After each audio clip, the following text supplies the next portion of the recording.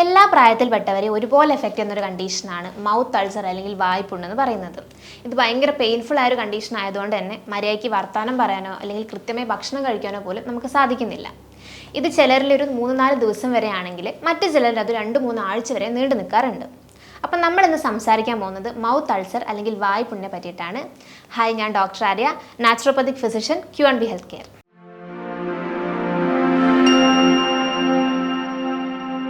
Mouth ulcer അല്ലെങ്കിൽ വായ്പുണ്ണ് ചെറിയ കുട്ടികൾ മുതൽ പ്രായ ആൾക്കാരിൽ വരെ ഒരുപോലെ കണ്ടുവരുന്നൊരു കാര്യമാണ്. ഭയങ്കര പെയിൻഫുൾ ആയ ഒരു കണ്ടീഷനാണ്, നമുക്ക് എല്ലാവർക്കും അറിയാം. ചില ആൾക്കാരിൽ അൾസർ കണ്ടിന്യൂസ് ആയിട്ട് കാണാൻ പറ്റും. അതായത് ഞാൻ പറഞ്ഞു, ഒരു 3-4 ദിവസം വരെയാണ് ജനറലി നമ്മൾ ആൾക്കാരിൽ കാണാറുള്ളത്. അതല്ലാതെ 2-3 ആഴ്ച വരെ നീണ്ടു നിന്ന് പോകുന്നൊരു കണ്ടീഷൻ. ഇതിലെന്താ സംഭവിക്കുന്നതെന്ന് വെച്ച് കഴിഞ്ഞാൽ, നമുക്ക് അൾസർ വന്നിട്ട് ബാക്ക് ടു ബാക്ക് ആയിട്ട് വീണ്ടും വീണ്ടും അൾസേഴ്സ് വരിക. അതും അല്ലെങ്കിൽ മൾട്ടിപ്പിൾ ആയിട്ട് അൾസേഴ്സ് വായിലുണ്ടാവുക. ഒരെണ്ണം തന്നെ അതിന് തൊട്ടടുത്തായിട്ട് ഇന്നൊരെണ്ണം, അങ്ങനെ ഒരുപാട് അൾസേഴ്സ് ഒരേ സമയത്ത് ഉണ്ടാകുന്നൊരു കണ്ടീഷൻ. അതും അല്ലെങ്കിൽ ചില ആൾക്കാരിൽ ഹെറിഡിറ്ററി ആയിട്ടും ഈ ഒരു അവസ്ഥ കണ്ടുവരാം. അതായത് നമ്മൾ പാരൻസിൽ ഉണ്ടാകുന്നത് കുട്ടികളിലും കണ്ടുവരിക, അല്ലെങ്കിൽ സിബ്ലിങ്സിൽ ഉണ്ടാവുക, അതുപോലെയൊക്കെ പല ആൾക്കാരിലും കണ്ടുവരാറുണ്ട്. അപ്പോൾ എന്തൊക്കെയാണ് മൗത്ത് അൾസേഴ്സ് ഉണ്ടാക്കാനുള്ള കാരണങ്ങൾ എന്നാണ് നമ്മൾ അടുത്തായിട്ട് നോക്കാൻ പോകുന്നത്. ഒന്നാമതായിട്ട് എന്തെങ്കിലും ഒരു ഓബ്ജക്റ്റ്, അതായത് ഇപ്പം നമ്മൾ എക്സ്റ്റേണലി ഒരു ഒബ്ജക്റ്റ് ആവാം, അല്ലെങ്കിൽ നമ്മുടെ വായിലുള്ള പല്ലാവാം, ഇതൊക്കെ തട്ടിയിട്ട് നമുക്ക് മുറിവ് വരിക. പ്രധാനമായിട്ട് നമ്മൾ പറയുകയാണെങ്കിൽ നമ്മൾ അലൈനേഴ്സ് യൂസ് ചെയ്യാറുണ്ട്, ബ്രേസേഴ്സ് യൂസ് ചെയ്യാറുണ്ട്. അതുപോലെ തന്നെ നമ്മുടെ പല്ല് കൊണ്ട് നമ്മൾ ഭക്ഷണം കഴിക്കുമ്പോൾ പല്ല് തട്ടിയിട്ട് നമുക്ക് മുറിയാറുണ്ട്. അതുപോലെ നമ്മൾ ബ്രഷ് ചെയ്യുമ്പോൾ ബ്രഷ് തട്ടിയിട്ട് മുറിയും. ഇങ്ങനെയുള്ള സാഹചര്യങ്ങളിലൊക്കെ നമുക്ക് ഇതുപോലെ മൗത്ത് അൾസേഴ്സ് ഫർദറായിട്ട് വരാം.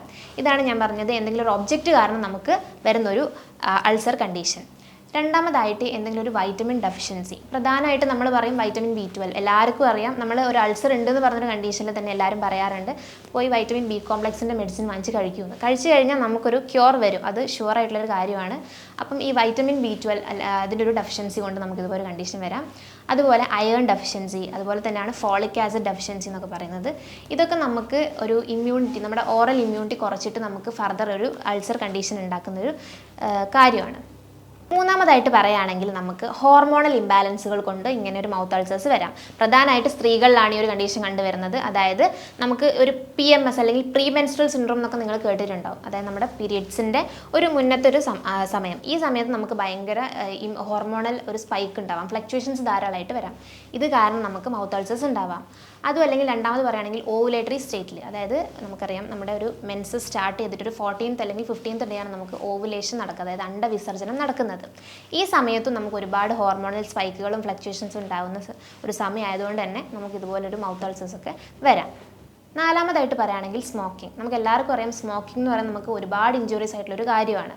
അപ്പം നമ്മൾ ലോങ് ടേം ആയി സ്മോക്ക് ചെയ്യുക ആണെങ്കിൽ നമുക്ക് നിക്കോട്ടിൻ്റെ ഒരു കണ്ടന്റ് നമ്മുടെ ഓറൽ ക്യാവിറ്റിയിലൊക്കെ ധാരാളമായിട്ട് കാണാൻ പറ്റും. ഈ നിക്കോട്ടിൻ നമുക്ക് ഫർദർ ഒരുപാട് മൗത്ത് അൾസേഴ്സ് ഉണ്ടാക്കുന്ന ടെൻഡൻസി ഉണ്ടാക്കുന്നുണ്ട്. അപ്പോൾ നമുക്ക് മൗത്ത് അൾസേഴ്സ് ഉള്ള സമയത്ത് നമ്മൾ സ്മോക്ക് ചെയ്തുകൊണ്ടിരിക്കുകയാണെങ്കിൽ നമുക്കിതൊരു ഫർദർ ഒരു ക്യാൻസർ സ്റ്റേറ്റ് വരെ നമുക്ക് ഉണ്ടാക്കാം. അപ്പം നമുക്കൊരു മൗത്ത് അൾസറൊക്കെ വന്ന് തുടങ്ങി കഴിഞ്ഞാൽ തന്നെ നിങ്ങൾ ആ ഒരു സ്മോക്കിംഗ് എന്ന് പറയുന്ന ഒരു ഹാബിറ്റ് കംപ്ലീറ്റ് ആയിട്ട് സ്റ്റോപ്പ് ചെയ്യാൻ വേണ്ടി ശ്രമിക്കുക.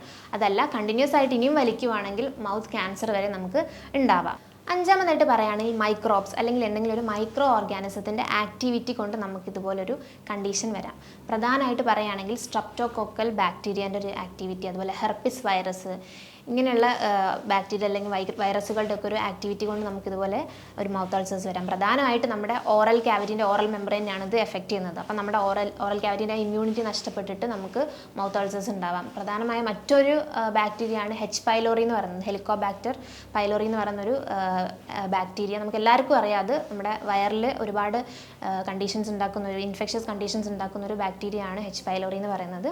ഇങ്ങനെ H. പൈലോറിൻ്റെ പ്രസൻസ് കൊണ്ട് നമുക്ക് ഒരുപാട് ഇങ്ങനെ മൗത്ത് അൾസേഴ്സ് ഒക്കെ വരാനൊരു ചാൻസ് ഉണ്ട്. അടുത്തായിട്ട് പറയുകയാണെങ്കിൽ ടൂത്ത് പേസ്റ്റുകൾ. നമുക്കറിയാം, നമ്മൾ ഓരോരുത്തരും വ്യത്യസ്തമായ ടൂത്ത് പേസ്റ്റുകളാണ് നമ്മൾ യൂസ് ചെയ്യുന്നത്. അപ്പോൾ നമ്മൾ ടൂത്ത് പേസ്റ്റ് പർച്ചേസ് ചെയ്യുമ്പോൾ അതിനകത്ത് സോഡിയം ലോറൽ സൾഫേറ്റ് എന്ന് പറയുന്നൊരു കണ്ടന്റ് ഉണ്ട്. അത് ഇല്ലാത്ത ടൂത്ത് പേസ്റ്റുകൾ വാങ്ങിക്കുന്നതായിരിക്കും ഒന്നുകൂടെ നല്ലത്. ഈ സോഡിയം ലോറൽ സൾഫേറ്റ് അടങ്ങിയിട്ടുള്ള പേസ്റ്റുകൾ നമ്മൾ യൂസ് ചെയ്യുമ്പം നമ്മുടെ ഓറൽ ക്യാവിറ്റിനകത്തുള്ള മ്യൂക്കസ് മെംബ്രെയിനാണ് ഇത് ഡിസ്ട്രോയ് ചെയ്യുന്നത്. ഇത് ഫർദർ നമുക്ക് നമ്മുടെ ഓറൽ ഇമ്മ്യൂണിറ്റി നഷ്ടപ്പെട്ടിട്ട് നമുക്കിതുപോലെ മൗത്ത് അൾസേഴ്സ് വരാനൊരു കാരണമാവുന്നുണ്ട്. അപ്പോൾ എപ്പോഴും പർച്ചേസ് ചെയ്യുമ്പം ഈ സോഡിയം ലോറൽ സൾഫേറ്റ് എന്ന് പറയുന്ന ഒരു കണ്ടന്റ് അല്ലെങ്കിൽ ഒരു കെമിക്കൽ ഇല്ലാത്ത ഒരു പേസ്റ്റ് വാങ്ങുന്നതാണ് ഒന്നും കൂടെ നല്ലത്. അടുത്തതായി പറയുകയാണെങ്കിൽ ഫുഡ് അലർജി എന്ന് പറയാം. അതായത് ചില ഭക്ഷണങ്ങൾ കഴിക്കുമ്പോൾ നമുക്ക് നമ്മുടെ വായ്ക്കകത്ത് കുഞ്ഞ് ബ്ലിസ്റ്റേഴ്സൊക്കെ ഫോം ചെയ്യാൻ നമുക്ക് കാണാൻ പറ്റും. ഇങ്ങനെയുള്ള കണ്ടീഷൻസ് ഓരോരുത്തരും ഓരോ രീതിക്കായിരിക്കും. അതായത് ഒരാൾക്ക് അലർജി ആയിരിക്കില്ല മറ്റൊരാൾക്ക് ഉണ്ടാവുക. ചില ആൾക്കാർക്ക് കഫീൻ അലർജി ഉണ്ടാവും, ചില ആൾക്കാർക്ക് സിട്രസ് ആയിരിക്കും അലർജി ഉണ്ടാവുക, അതും അല്ലെങ്കിൽ ചിലരിൽ അത് നട്ട്സോ അങ്ങനെ എന്തെങ്കിലും കാര്യങ്ങളൊക്കെ ആയിട്ട് അലർജി ഉണ്ടാവുക. ഈവൻ നോൺ വെജ് ആവാം, പാലാവാം, അങ്ങനെ ഓരോ ഐറ്റംസിനോടാണ് നമുക്ക് ഓരോരുത്തർക്കും അലർജി ഉണ്ടാവുന്നത്. മെയിൻലി സിട്രസ് ഒക്കെ കഴിക്കുന്ന സമയത്ത് ഒരുപാട് ആൾക്കാരിൽ ഇതുപോലെ ലോങ് ടേം ആയി കഴിക്കും, അല്ലെങ്കിൽ കുറച്ചധികം എമൗണ്ട് എടുക്കുകയാണെങ്കിൽ തന്നെ ഇങ്ങനെ ബ്ലിസ്റ്റേഴ്സൊക്കെ ഫോം ചെയ്തിട്ട് അത് ഫർദർ ഒരു അൾസേഴ്സ് ഫോമിലേക്ക് വരുന്നത് കാണാറുണ്ട്. ഇതാണ് നമ്മൾ പ്രധാനമായി പറഞ്ഞ കോസസ് എന്ന് പറയുന്നത്. മറ്റൊരു അവസ്ഥയാണ് ഗ്യാസ്ട്രൈറ്റിസ് എന്ന് പറയുന്നത്. നമ്മുടെ ഗ്യാസ്ട്രൈറ്റിസ് നമുക്കറിയാം, നമുക്ക് വയറിനുണ്ടാവുന്ന ഒരു ബുദ്ധിമുട്ടാണ് ഗ്യാസ്ട്രൈറ്റിസ് എന്ന് പറയുന്നത്. പ്രധാനമായിട്ട് 2 രീതിയിലാണ്, ഹൈപ്പർ അസിഡിറ്റി അതുപോലെ ഹൈപ്പോ അസിഡിറ്റി. ഇങ്ങനെ ഗ്യാസ്ട്രിക് കണ്ടീഷൻസ് ഉള്ള ഒരു അവസ്ഥയിലും ചില ആൾക്കാരിൽ ഇതുപോലെ മൗത്ത് അൾസേഴ്സ് വരാറുണ്ട്. അതായത് നമുക്ക് സ്റ്റൊമക്ക് അൾസേഴ്സ് ഉണ്ടാകുന്ന സമയത്ത് ഇതുപോലെ മൗത്ത് അൾസേഴ്സും സാധാരണയായിട്ട് കാണപ്പെടാറുണ്ട്. അപ്പോൾ നമ്മൾ ഏതാണ് അസിഡിറ്റി കണ്ടീഷൻ, അതായത് ഹൈപ്പർ അസിഡിറ്റി ആണോ ഹൈപ്പോ അസിഡിറ്റി ആണോ എന്ന് ഡിഫറൻഷ്യേറ്റ് ചെയ്തതിന് ശേഷം മാത്രമേ നമ്മൾ അതിനെ ക്യൂർ ചെയ്യാൻ അല്ലെങ്കിൽ അതിനൊരു പ്രിവെൻറ്റീവ് മെഷർ എടുക്കാൻ പാടുള്ളൂ. അതുപോലെ ഒന്നാണ് ഇപ്പോൾ ഈ ഗ്യാസ്ട്രൈറ്റിസിനെ പറ്റി പറഞ്ഞപ്പോൾ, നമുക്ക് ഗ്യാസ്ട്രൈറ്റിസ് ഉള്ളൊരു കണ്ടീഷനിൽ നമ്മുടെ ഓറൽ pH ഒരു ചേഞ്ച് വരും. ഇതും ഒരു അൾസറേറ്റീവ് കണ്ടീഷനിലേക്കാണ് കൊണ്ടുപോകുന്നത്. അതുപോലെ ഒന്ന് തന്നെയാണ് സീലിയാക് ഡിസീസ് എന്ന് പറയുന്ന കണ്ടീഷൻ. നമുക്ക് എല്ലാവർക്കും അറിയാം, IBS അല്ലെങ്കിൽ ഗ്ലൂട്ടൻ ഇൻടോളറൻസ് എന്നൊക്കെ പറയുന്ന ഒരു അവസ്ഥ. ഈ സീലിയാക് കണ്ടീഷനിൽ നമുക്ക് ഏറ്റവും കൂടുതൽ കണ്ടുവരുന്ന ഒരു കോംപ്ലിക്കേഷനാണ് മൗത്ത് അൾസേഴ്സ് എന്ന് പറയുന്നത്. ഈ മൗത്ത് അൾസർ ഒരു ഡിസീസ് കണ്ടീഷൻ ആണോ എന്ന് ചോദിച്ചു കഴിഞ്ഞാൽ അങ്ങനെ നമുക്ക് പറയാൻ പറ്റില്ല. പക്ഷേ ഇത് ഒരുപാട് ഡിസീസ്ഡ് അസോസിയേറ്റഡ് ആയിട്ട് വരുന്നൊരു സിംറ്റം ആയിട്ടാണ് പ്രധാനമായിട്ട് നമുക്ക് പറയാനുള്ളത്. ഈ സീലിയാക് ഡിസീസ് അല്ലെങ്കിൽ IBS പോലുള്ള കണ്ടീഷൻസിൽ നമുക്ക് നമ്മുടെ മോഷൻ, അതായത് നമ്മുടെ മോഷൻ ഒരു ക്ലിയർ അല്ലാത്ത പോലെ ഇരിക്കും. ഒന്നുകിൽ അത് കോൺസ്റ്റിപ്പേറ്റഡ് ആവും, അല്ലെങ്കിൽ അത് ഡയേറിയ പോലെ ഒരു സ്റ്റെബിലിറ്റി ഇല്ലാത്ത രീതിക്കായിരിക്കും പൊതുവേ കാണാറുള്ളത്. അപ്പോൾ ഈ IBS പോലുള്ള സ്റ്റേറ്റിലൊക്കെ നമുക്ക് ധാരാളമായിട്ടും മൗത്ത് അൾസേഴ്സ് വരാൻ സാധ്യതയുണ്ട്. മറ്റൊരു കണ്ടീഷനാണ് സ്ട്രെസ്സ് കൂടുന്ന സമയത്ത് നമുക്കിതുപോലെ മൗത്ത് അൾസേഴ്സ് വരാറുണ്ട്. അതുപോലെ തന്നെയാണ് ഇൻസോംനിയ, ഉറക്കമില്ലാത്ത സാഹചര്യത്തിൽ നമുക്കിതുപോലെ മൗത്ത് അൾസേഴ്സ് വരാം. അതുപോലെ ടെൻഷൻ കൂടും, നമുക്ക് എന്തെങ്കിലും വർക്ക് ടെൻഷനോ അല്ലെങ്കിൽ എക്സാം ടെൻഷനോ ഒക്കെ വരുമ്പോൾ പൊതുവേ ഇതുപോലെ മൗത്ത് അൾസേഴ്സൊക്കെ കണ്ടുവരാറുണ്ട്. ചില ആൾക്കാരിൽ ഇത് വൂണ്ടില്ലാതെ, അതായത് മുറിവ് കാണാത്ത രീതിക്കായിരിക്കും ഉണ്ടാവുക. മറ്റു ചിലരിലാണെങ്കിൽ അതൊരു ബ്ലിസ്റ്റേഴ്സ് പോലെ ഫോം ചെയ്തിട്ട് അല്ലെങ്കിൽ ഒരു റെഡ്നെസ് ഉണ്ടായി ഫർദർ അതൊരു അൾസർ ഷേപ്പിലേക്ക് മാറിയിട്ടായിരിക്കും പൊതുവേ ഉണ്ടാവുന്നത്. മൗത്ത് അൾസേഴ്സ് എങ്ങനെ വരുന്നത് നമുക്ക് സിമ്പിളായി പറയുകയാണെങ്കിൽ, നമ്മുടെ മ്യൂക്കസ് മെംബ്രെയിൻ ഒരു തിന്നിങ് സംഭവിക്കും. അത് നേർത്ത് വരുമ്പം നമുക്ക് നമ്മുടെ ആൻറ്റിജനെ ട്രിഗർ ചെയ്യും അവിടെ. അത് ഫർദർ ഒരു ഇൻഫ്ലമേറ്ററി കണ്ടീഷനിലേക്ക് വരികയും അവിടെ വൂണ്ടായി അത് അൾസർ ഫോമിലേക്ക് മാറുകയാണ് പൊതുവേ കണ്ടുവരുന്നത്. ഇത് ഓരോ ആൾക്കാരിലും ഓരോ രീതിയിലാണ്, അതായത് ഞാൻ പറഞ്ഞു ഓരോ കാരണങ്ങൾ കൊണ്ടാണ് ഓരോ ആൾക്കാരിലും ഈ ഒരു കണ്ടീഷൻ വരുന്നത്. അപ്പോൾ എന്താണ് ഇതിൻ്റെ കാരണം എന്ന് കൃത്യമായി മനസ്സിലാക്കിയതിന് ശേഷം മാത്രമാണ് നമ്മളതിനെ മാനേജ് ചെയ്യേണ്ട ആവശ്യമുള്ളൂ. ഇപ്പം നമുക്ക് വൈറ്റമിൻ ഡെഫിഷ്യൻസി കൊണ്ടാണ് ഇങ്ങനൊരു കണ്ടീഷൻ വരുന്നതെങ്കിൽ ആ വൈറ്റമിൻ ഇൻടേക്ക് ചെയ്യാൻ വേണ്ടി ശ്രമിക്കുക. അതായത് നമ്മൾ നേരത്തെ പറഞ്ഞു വൈറ്റമിൻ B12 ഡെഫിഷ്യൻസി കൊണ്ടാണ് ഇങ്ങനെ വരാറുണ്ടെന്ന് പറഞ്ഞപ്പോൾ ബി കോംപ്ലക്സ് പൊതുവേ നമ്മൾ കഴിക്കാറുണ്ട്. അതിൽ ഡിഫറെൻ്റ് ആയിട്ട് നമുക്ക് ഭക്ഷണത്തിലൂടെ തന്നെ നമുക്കിതിനെ ഒന്ന് ഇൻടേക്ക് ചെയ്യാൻ വേണ്ടി ശ്രമിക്കാം. അതായത് മീറ്റ് കഴിക്കുക, മിൽക്ക് കഴിക്കുക, അല്ലെങ്കിൽ അങ്ങനത്തെ വൈറ്റമിൻ B12 ധാരാളമായി അടങ്ങിയിട്ടുള്ള ഭക്ഷണങ്ങൾ ഇൻക്ലൂഡ് ചെയ്യാം നമ്മുടെ ഡയറ്റിൽ. വൈറ്റമിൻ B12 അടങ്ങിയിട്ടുള്ള ഭക്ഷണങ്ങൾ എന്ന് പറയുമ്പം നമ്മുടെ ഫിഷ്, മീറ്റ്, അതുപോലെ ഗ്രീൻ ലീഫി വെജിറ്റബിൾസ്, ഇലക്കറികൾ, അതുപോലെ തന്നെ ഒന്നാണ് പഴങ്കഞ്ഞി. ഇതൊക്കെ നമുക്ക് നമ്മുടെ ഡയറ്റിൽ ഇൻക്ലൂഡ് ചെയ്യുന്നത് ഈ ഒരു B12 ഡെഫിഷ്യൻസിനെ നമുക്കൊന്ന് പാക്കപ്പ് ചെയ്തെടുക്കാൻ സാധിക്കും. മറ്റൊരു കാര്യം നമുക്ക് ചെയ്യാൻ പറ്റുന്നതെന്ന് വെച്ച് കഴിഞ്ഞാൽ നമ്മുടെ ഉള്ളിലേക്ക് ഗുഡ് ബാക്ടീരിയാസിൻ്റെ ഇൻടേക്ക് എടുക്കുക. അതായത് പ്രോബയോട്ടിക്സ് നമ്മുടെ ഉള്ളിലേക്ക് എടുക്കാൻ വേണ്ടി ശ്രമിക്കുക. പ്രധാനമായിട്ട് നമുക്കറിയാം പുളിപ്പിച്ച ആഹാരത്തിലാണ് ഇതുപോലെ പ്രോബയോട്ടിക്സ് ഉള്ളത്. അതായത് പഴങ്കഞ്ഞി കഴിക്കാം, അതുപോലെ തന്നെ മോര്, പുളിയില്ലാത്ത മോര് നമുക്ക് ഇൻക്ലൂഡ് ചെയ്യാം.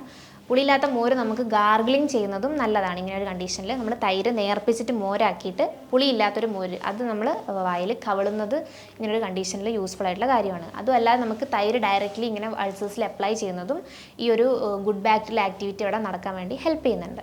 പിന്നെ നമ്മൾ പറഞ്ഞു കുറേ സിംറ്റംസ് പറഞ്ഞാണല്ലോ, സ്ട്രെസ്സും അതുപോലെ ടെൻഷൻസ്, ഉറക്കമില്ലാത്ത അവസ്ഥ, ഇതൊക്കെ നമ്മളൊന്ന് കൺട്രോൾ ചെയ്യാൻ വേണ്ടി ശ്രമിക്കുക. അതായത് സ്ട്രെസ് മാനേജ്മെൻറ്റ്, ടെൻഷൻ മാനേജ്മെൻറ്റൊക്കെ ഒന്ന് ചെയ്യാൻ ശ്രമിക്കുക. നമ്മൾ എന്തെങ്കിലും മെഡിറ്റേറ്റീവ് ടെക്നിക്സോ പ്രാണായാമസോ അല്ലെങ്കിൽ എന്തെങ്കിലും എക്സസൈസോ എന്തെങ്കിലും ആക്ടിവിറ്റികൾ നമ്മൾ പ്രധാനമായിട്ട് ചെയ്യാൻ വേണ്ടി ശ്രമിച്ചു കഴിഞ്ഞാൽ നമുക്ക് ഇതിനൊക്കെ ഒന്ന് ബാക്കപ്പ് ചെയ്തെടുക്കാൻ പറ്റും.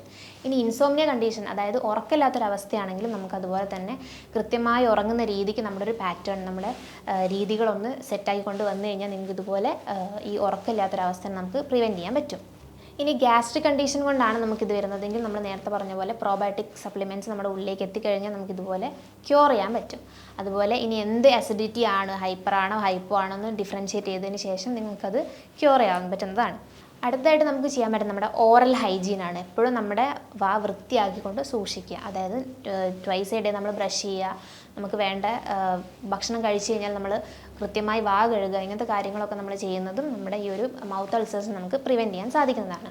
ഈ പറഞ്ഞ കാര്യങ്ങളിലൊക്കെ എന്തെങ്കിലും സംശയങ്ങൾ ഉണ്ടെങ്കിൽ നിങ്ങൾക്ക് താഴെ കാണുന്ന നമ്പറിൽ കോൺടാക്റ്റ് ചെയ്യാവുന്നതാണ്. മറ്റൊരു ഹെൽത്ത് ടോപ്പിക്കുമായിട്ട് വീണ്ടും കാണാം. താങ്ക്